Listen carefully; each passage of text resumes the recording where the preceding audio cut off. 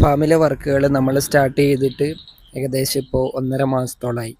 നമ്മൾ 4000-ഓളം ഗ്രോ ബാഗുകളിൽ അതേപോലെ തന്നെ നിലത്തൊക്കെ ആയിട്ടാണ് ഇപ്പോൾ കൃഷി ചെയ്യുന്നുള്ളത്.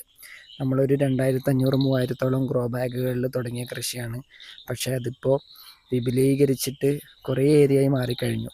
നമ്മളെ സ്ഥലത്ത് ഇഞ്ചി, കൂവ, അതേപോലെ തന്നെ പച്ചക്കറികൾ, റെഡ് ലേഡി, പപ്പായ എന്നിവയും കൃഷി ചെയ്യുന്നുണ്ട്.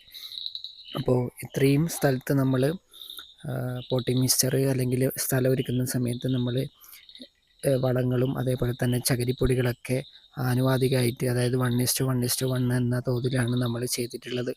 നമ്മളുടെ അധികം ജോലികളും ലെവലൊക്കെ JCB വെച്ചിട്ട് ആണ് ചെയ്തിട്ടുള്ളത്. അതേപോലെ തന്നെ നമ്മളിപ്പോൾ കൃഷി ആരംഭിച്ചിട്ട് ഏകദേശം 1.5 മാസം കഴിയുമ്പോൾ നമുക്ക് വലിയൊരു റിസൾട്ടാണ് കിട്ടുന്നത്. നമുക്ക് കിട്ടുന്ന സന്തോഷം അതിലുപരിയാണ് ശരിക്കും പറഞ്ഞാൽ.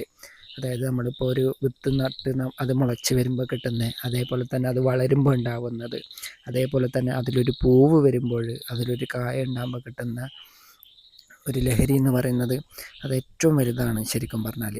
മറ്റേത് ജോലിയേക്കാളും എന്താ പറയുക, ഒരു സന്തോഷം എന്ന് പറയുന്നത് എപ്പോഴും കൃഷി തന്നെയാണ്. നമ്മളുടെ കൃഷി സ്ഥലത്ത് ഇപ്പോൾ എല്ലാ വിത്തുകളും മുളച്ച് വന്നിട്ടുണ്ട്. അതേപോലെ തന്നെ നമ്മൾ ഓണം ലക്ഷ്യമാക്കിയിട്ട് നമ്മളെ സ്ഥലത്ത് ചെണ്ടുമല്ലി കൃഷിയും നമ്മൾ ചെയ്യുന്നുണ്ട്.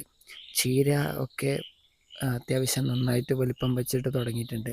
അതേപോലെ തന്നെ നമ്മുടെ സ്ഥലത്ത് പുതിയതായിട്ട് നമ്മൾ ഒരു സർപ്പൻറ്റൈൻ മെത്തേഡിൽ നമ്മൾ കുരുമുളക് ഒറ്റയടിക്ക് കുറേ കുരുമുളക് തൈകൾ ഉണ്ടാക്കുന്ന ഒരു രീതി കൂടി ഇപ്പോൾ തുടങ്ങുന്നുണ്ട്. അപ്പോൾ അതിനായിട്ടാണ് നമ്മൾ ഈ കവുങ്ങുകളൊക്കെ വെട്ടി ഒതുക്കി വൃത്തിയാക്കി നമ്മളൊരു ചെറിയൊരു നഴ്സറിയാണ് ഇവിടെ ഉണ്ടാക്കാൻ പോകുന്നത്.